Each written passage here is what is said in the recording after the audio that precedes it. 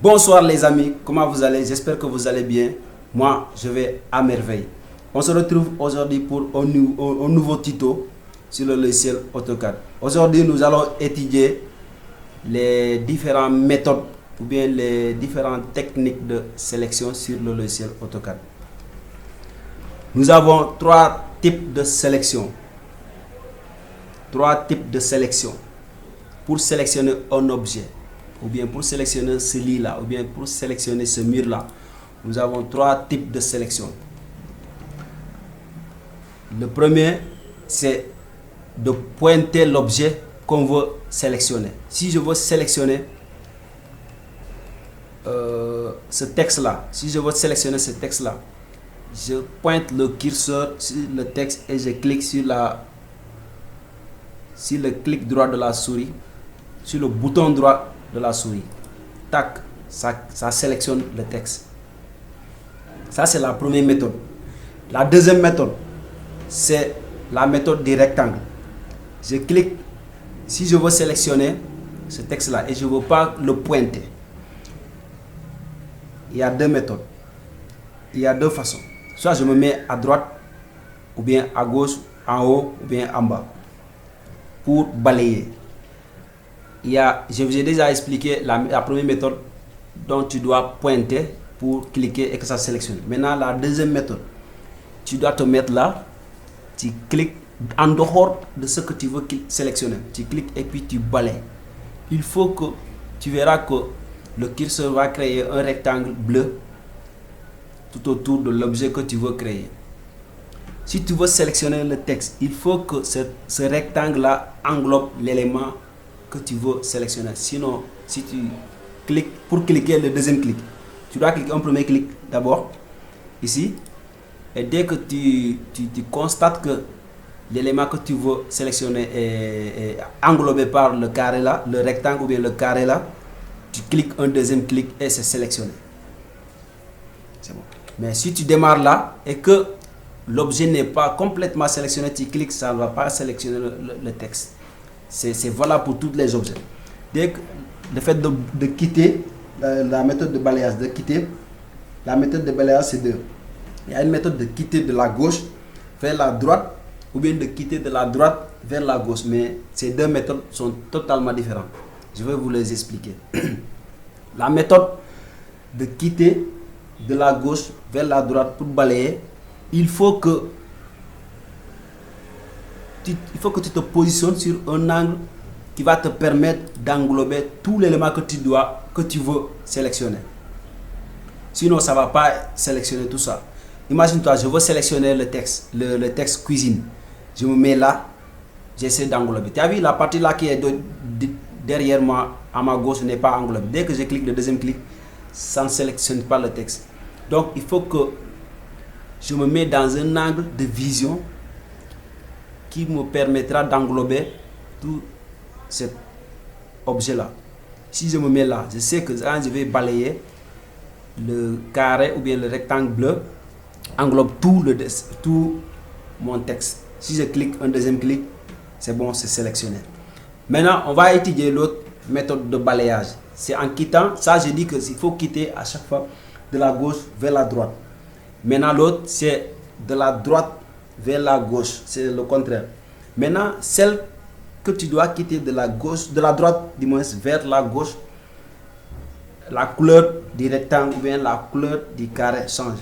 Si je clique là, on a du vert. Mais l'autre, quand je cliquais là, c'est du bleu. C'est pourquoi je vous ai dit que c'est totalement différent. La couleur les diffère et maintenant leur objectif aussi c'est différent. Si je clique de la droite vers la gauche, là, dès que le rectangle touche une petite partie de l'objet que je veux sélectionner, je clique un deuxième clic, c'est sélectionné. C'est sélectionné. Tu as vu?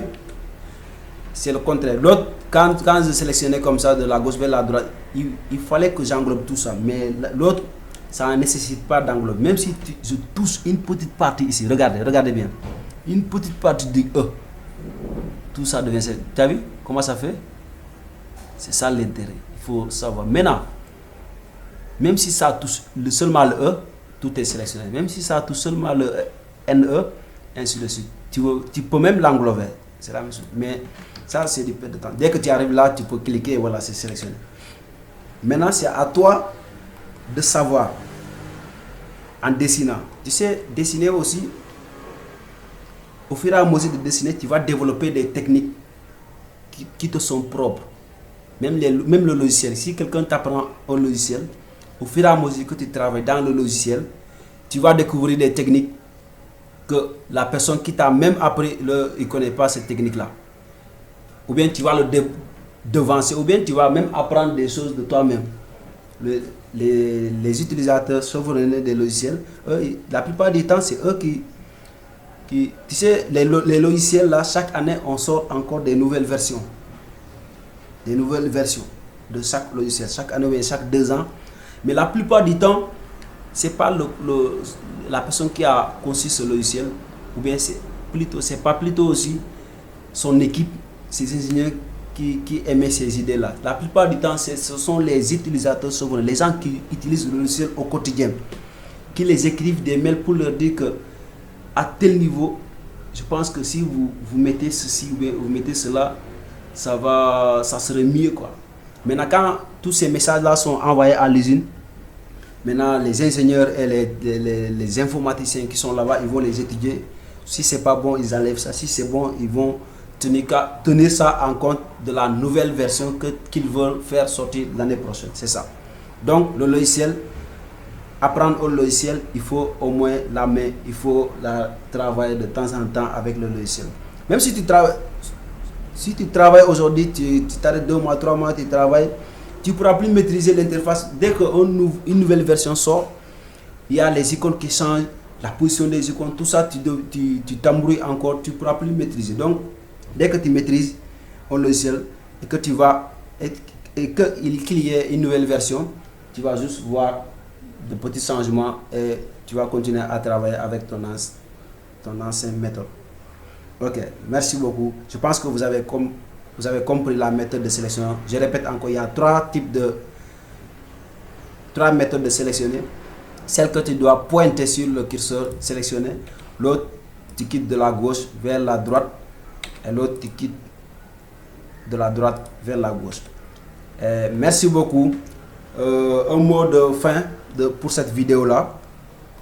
Je prie solennellement aux architectes, aux ingénieurs qui sont là dans le groupe. La chaîne, c'est pas pour moi, c'est pour nous tous.